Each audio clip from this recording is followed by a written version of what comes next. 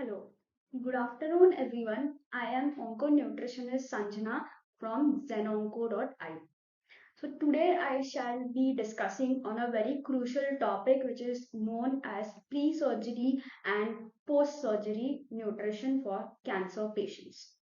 So now we know that cancer is a condition which triggers a chronic inflammation and it also has substantial post-surgical implications which are increased risk of morbidity, infections, prolonged hospital stay, and also elevated costs. Ultimately, these factors can also affect the quality of life of cancer patients.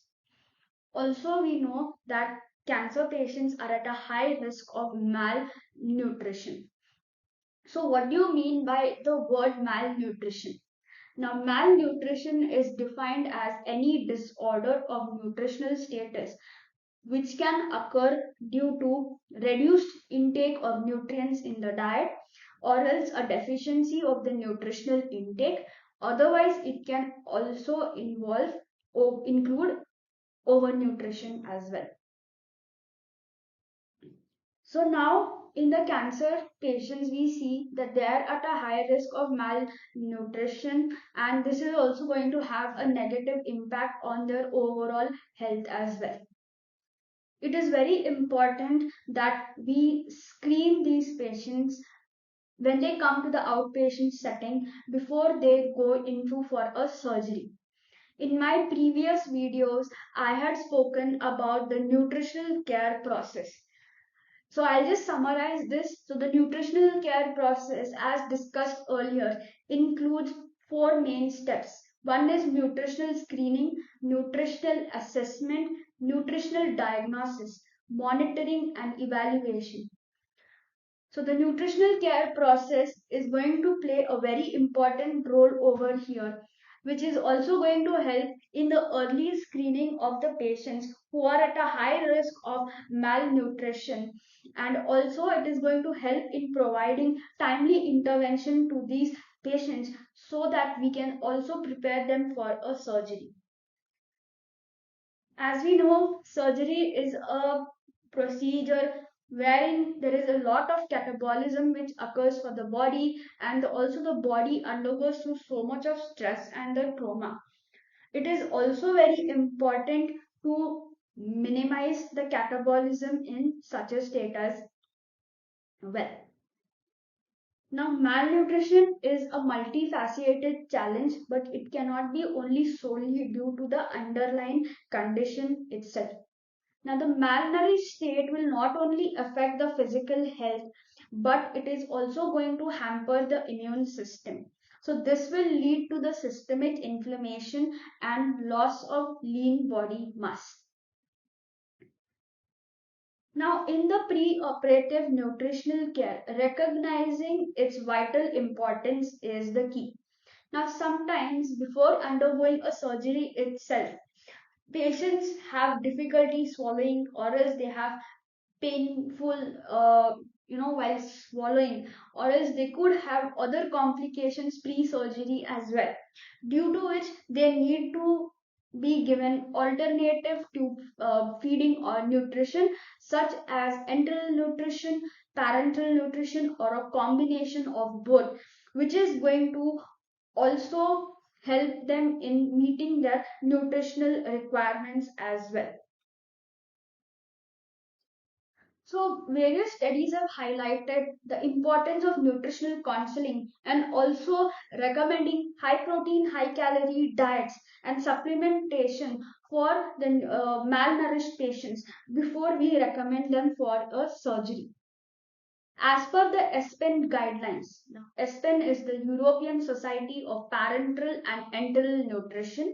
So, as per their guidelines, the surgery can be delayed by at least 10 to 15 days for the patients who have been categorized as high risk of malnutrition.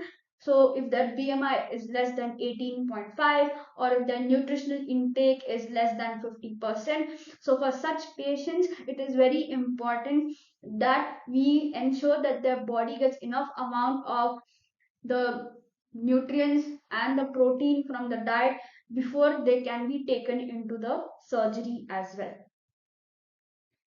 Now, next, moving ahead, we are going to go and see what is post-operative nutrition. Now, what is the aim of this is that to minimize the catabolism, to maintain the glycemia, hydration, and also to avoid fasting. As per the ESPEN guidelines, it is always recommended to start oral nutrition within 24 hours of the surgery. So this is going to also have a positive impact on the overall health because it is also going to enhance the recovery process and it will also help in minimizing the catabolism. It is going to improve the quality of life and also it is going to help in reducing morbidity as well so that the length of the hospital stay is also reduced. Post surgery also there can be times wherein the patient is not able to swallow or there could be various post surgical complications due to which again they need to be given alternative feeding options. So, but again, it is recommended that the earlier we wean them off of either enteral nutrition or parenteral nutrition and start them on oral nutrition is something which is best tolerated. Now, there have been several studies which I have done. So, post surgery, sometimes if the patient is given enteral or parenteral nutrition, it is best tolerated by them because if they're having any gastrointestinal issues like diarrhea or vomiting, it also helps to reduce that. Now, moving ahead to the last part of this topic, I will be speaking very brief about ERAS. ERAS stands for Enhanced Recovery After a Surgery. So, the ERAS protocol will help to minimize the surgical stress, maintain the nutritional status, reduce the complication, and optimize the recovery as well. It emphasizes on avoiding fasting and sustaining the nutritional intake as well. So it is actually recommended that an oral diet on the first operative day should be given as it will minimize the metabolic response to the surgery. Ensuring that every individual receives optimizing nutrition reduces the metabolic stress, enhances the recovery and overall surgical outcomes as well.